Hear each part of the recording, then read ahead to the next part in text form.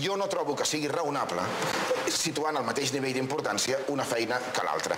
No trobo que sigui raonable dir que, per exemple, en aquesta televisió és el mateix les persones que dirigeixen els informatius... Un hospital tiene la misma responsabilidad o más el equipo de limpieza que el equipo de cirujano.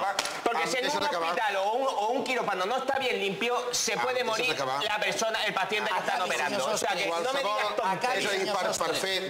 Per netejar un hospital, com diu el senyor Carlos, per netejar un hospital cal un simple entrenament i d'ensenyar-te com es fan les coses. Per ser cirurgià en un hospital lo que no hace falta entrenamiento es para ser tan capullo como tú. Ostras, te lo digo bien en serio. Para eso no hace... Intenta argumentar. No, es que el que está faltando eres tú y no a mí, porque que me faltes a mí me lo paso por el forro. Pero que faltes a toda esa gente que se levanta a trabajar y a limpiarte la mierda a ti y a los que piensan como tú, eso sí que me toca los huevos. Si no, lo voy a permitir. Intenta argumentar. Tu no permets ni permetràs res. Sí, no, bueno, no me hagas que te caga, que te crezca el pelo. Eso, ostras, cuidado. No me toques los cojones, a mí no me toques los huevos. ¿Vale? Tú a mí no me toques los huevos porque tú eres un niño pijo que nada paga el agua en su puta vida. Y encima te crees con derecho de criticar a los que se ganan la vida trabajando. Jo guanyo la vida escrivint... Escribiendo mierda, criticando a la gente. Criticando a la gente. Intenta arribar al nivell i aleshores discutim. Intenta arribar al nivell... No, al nivel vas a llegar tú para comerme la polla. De rodillas.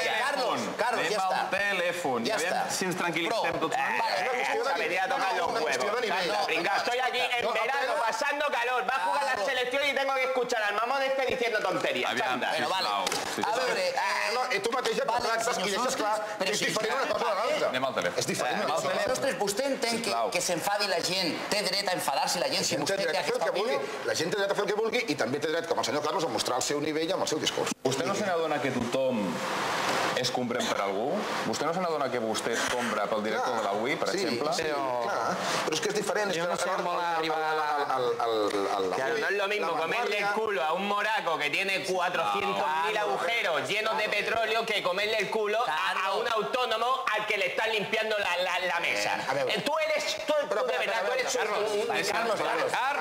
Carlos, acabi l'erupció. Beu una mica d'aigua.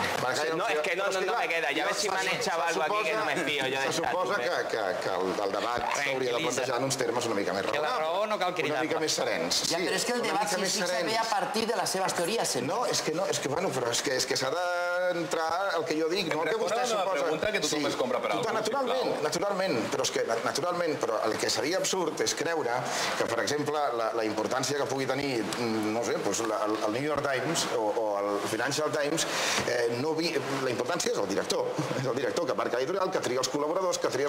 I això... Mira, yo solo te digo una cosa, si después de la fiesta de San Juan los equipos de limpieza no hubiesen limpiado todas esas playas, a la gente le hubiese afectado eso muchísimo. Ahora, que tú no hubieses escrito ayer o antes de ayer tu mierda de columna, en tu mierda de diario no le hubiese importado un huevo a nadie. Carlos, pero Carlos, hombre, pero es que me está poniendo nervioso. No te pongas nervioso,